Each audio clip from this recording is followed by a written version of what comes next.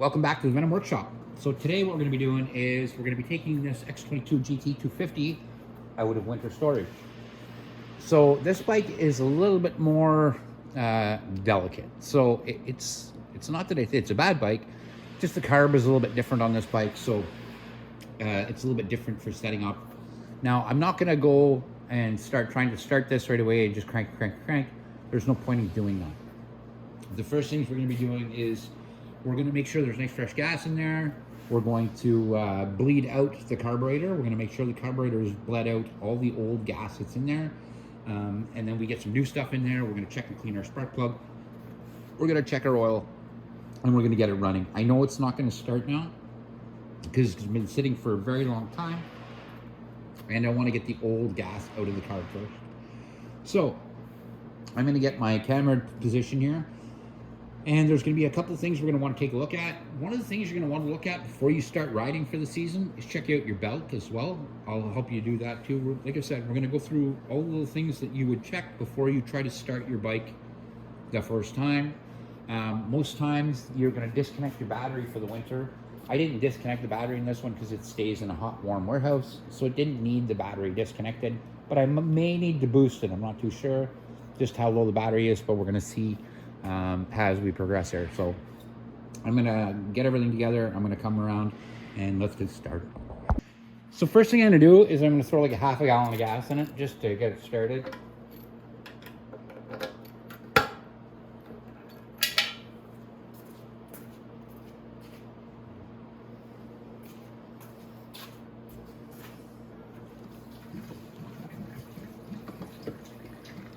And then we're going to drain some of the old gas out of the carb so we can get some of this new stuff down inside. And this bike was really low when it got put away. I don't want to use every bit of gas out of this can. I might save a bit for something. But yeah, so I don't want to use, I don't want to use any of the old gas. I'd rather dump as much of that out with the carburetor as possible. So I'm going to grab a container. And then I'm going to come back down. We'll go to our gas line over here. Because you might not realize it, you have a fuel petcock on your carburetor for emptying fuel. And there it is right there. Usually it's mounted to the motor. I've disconnected this one. Just because I don't like the way it hangs and the pressure that it puts on this tab, because it usually ends up snapping. So I usually take it off and I'll just let it slip in behind here, and it doesn't hurt anything sitting back here. If this ever does break right here, all you have to do to get this bike home is tie this line in a knot. That's all you have to do. So first thing we're going to do is we're going to drain a bit of gas out of it.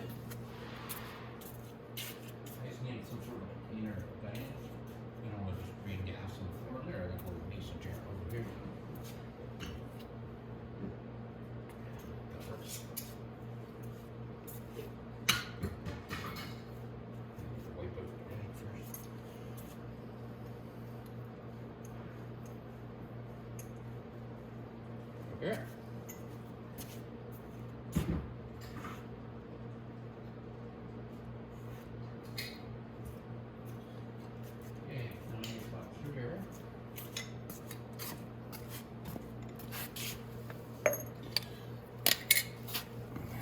And no, I'm not making grannies and Molotov cocktails here. I'm just gonna empty a little bit of gas here. So all you have to do is loosen that off to the left a bit. There we go. And it should start draining some gas out. And I can already smell the gas in this that's coming out of this carburetor. It's very old.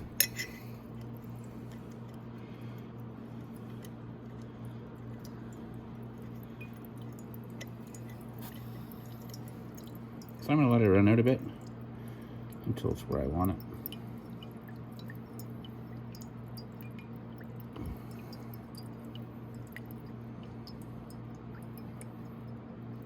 Okay, so that's pretty close to what would be in the bottom of the carb. There's only a couple ounces in it, right? There we go.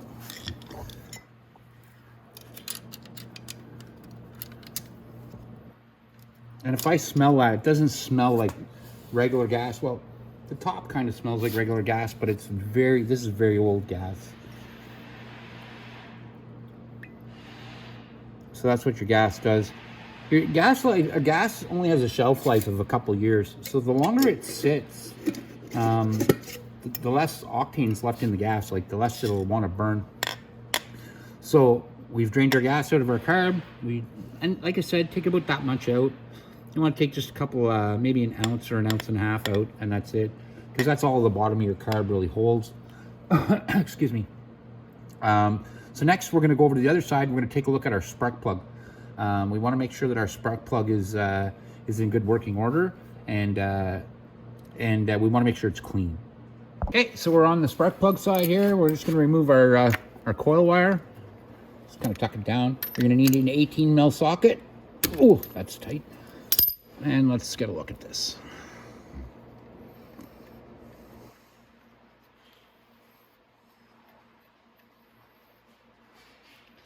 And it's already got a good NGKR spark plug in there. All you see is that the plug's a little bit wet. So when I store these, I'll put like a couple drops of oil down inside here. So that's that wetness you're seeing. So I'm gonna go clean this off really fast. I'm just gonna use a wire brush, nothing special, just a hand wire brush. I'm gonna clean it off and I will be right back. Okay, so I got my plug. Here it is, back. It's all nice and clean. It's not damaged or anything. This is a fairly new plug. Usually at the start of a season, I would change the spark plug, but this plug, or like this bike, has literally no miles on it. So like there's just no use. There's no use for me to having to change this.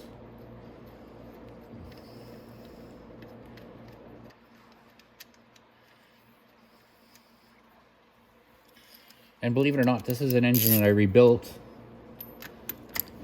last year.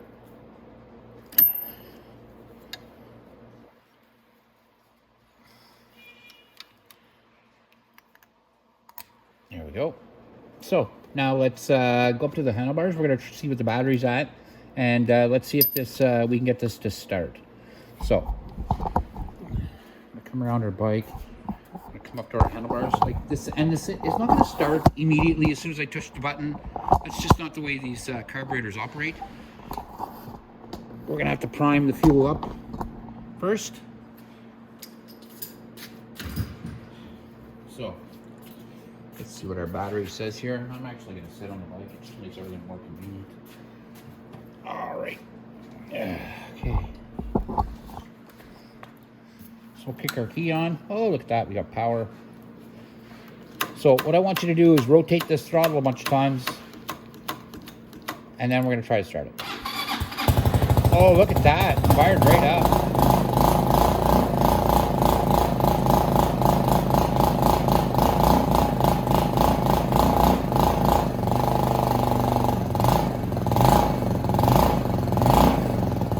Let it warm up a bit,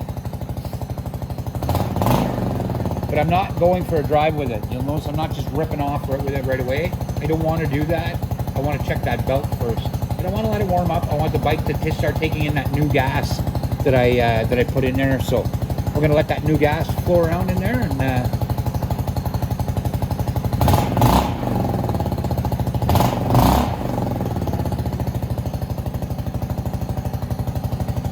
so it's idling exactly where I want it.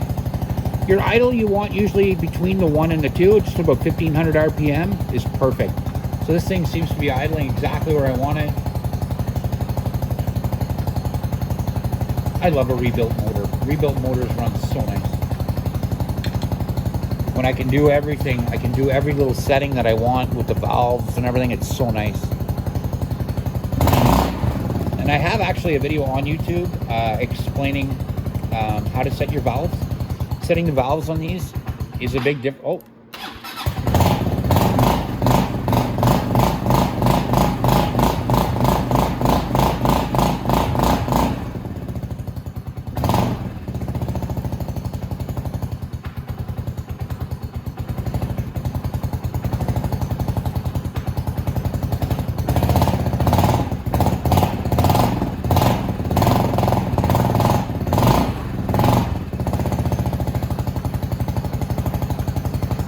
Idling good.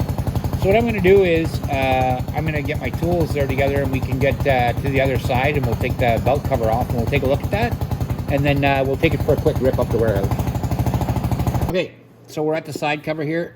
All you need is a 10 mil to take these bolts off. There's only 2 that hold on the cover. They're right here. So we're just going to take these off. This one too.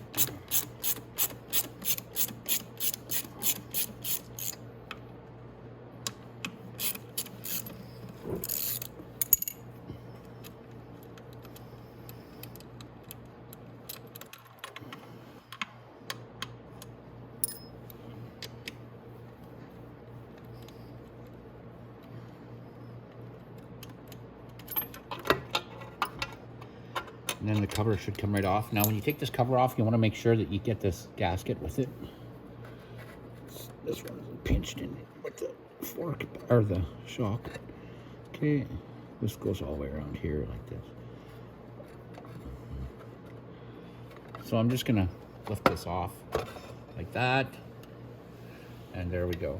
Now, I'm looking in the bottom here. I'll show you in a second what I'm talking about.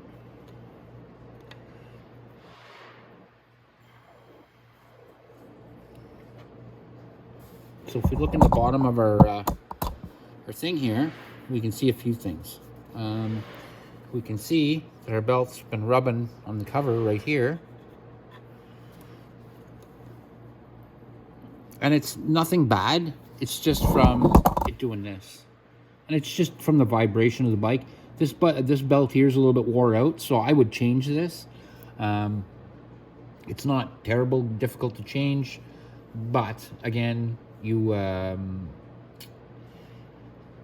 this would need to be changed. This belt would need, it'll probably get you a couple of miles type thing, but what's the use in risking it, you know? If you're riding and your belt snaps, you don't see it as much on scooters as you do on snowmobiles, things like that. And in Canada, snowmobiles have a belt just like this on the clutch. So that's what they'll do is they'll get hot, they'll wear down, and then they just snap, and then all of a sudden your engine will roll, but your machine's not moving. So this would be a good time to change the belt. Like I said, I'm not going to change the belt because I don't have one, but I already have a video out there how to change the belt. It's not difficult, but like I said, this is a belt that would need to be changed. So to change the belt, like I said, I have a video out there already. You just have to look it up on YouTube and change it. So I'm going to put this gasket back on all the way around. Then we can put our cover back up into place.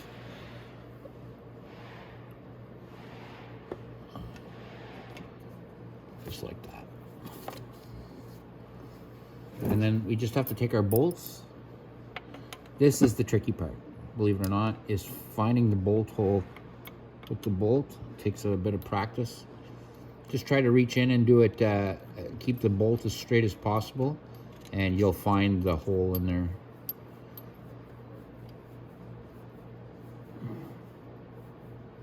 Like that.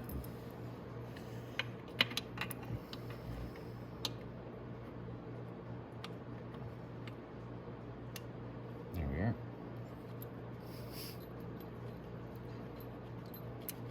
And if you don't get it that fast, don't worry about it. It takes time. I've had a lot of practice taking these covers off, so I've done it a lot of times.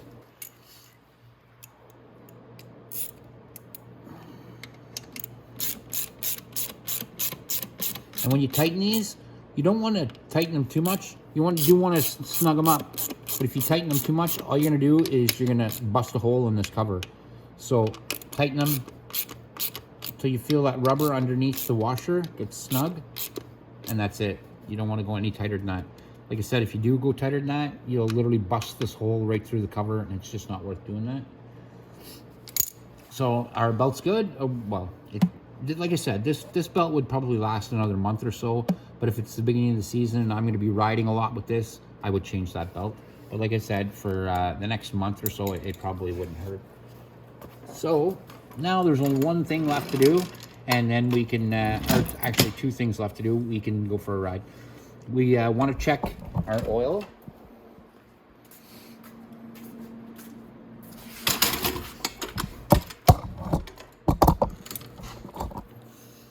So our dipstick's here. Now when we check our oil, you want to stand your bike up straight to do that. Because if you don't, all the oil is just on the one side of the bike, and it's just gonna show you a very low reading if you just leave it canted. So you want to have your bike standing straight when you check your oil. Oh my goodness.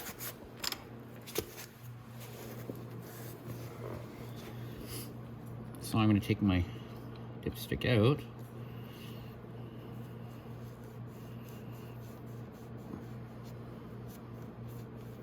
I'm going to dry it completely off, and to get a proper oil reading, your dipstick has to be screwed in. Okay, so now I'm just going to stand the bike up for a minute.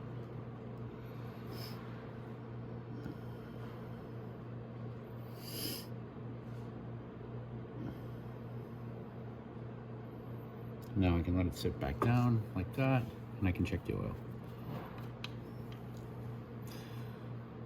And if you notice the hash marks, you'll see the oil goes all the way up to the top. It gets nice and wet all the way to the, oh, sorry guys, all the way to the top there. It's nice and wet. So I put oil in this last year when I rebuilt the engine, and it's exactly where it's supposed to be. So we can go ahead and put our dipstick back in.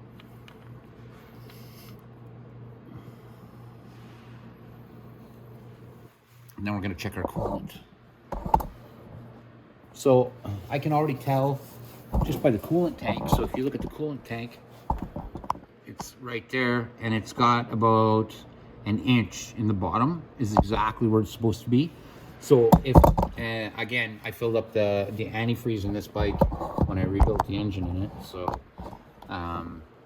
I know that there's enough coolant. So you look at your coolant tank there, you're going to want to look at that, and then you're going to want to take your rad cap off right there and check your rad too. Like I said, this bike was filled. I filled it up with coolant. I filled it up with oil, and it never really went out and was ridden after. So that, guys, is how you take your X22 GT 250 out from seasonal storage.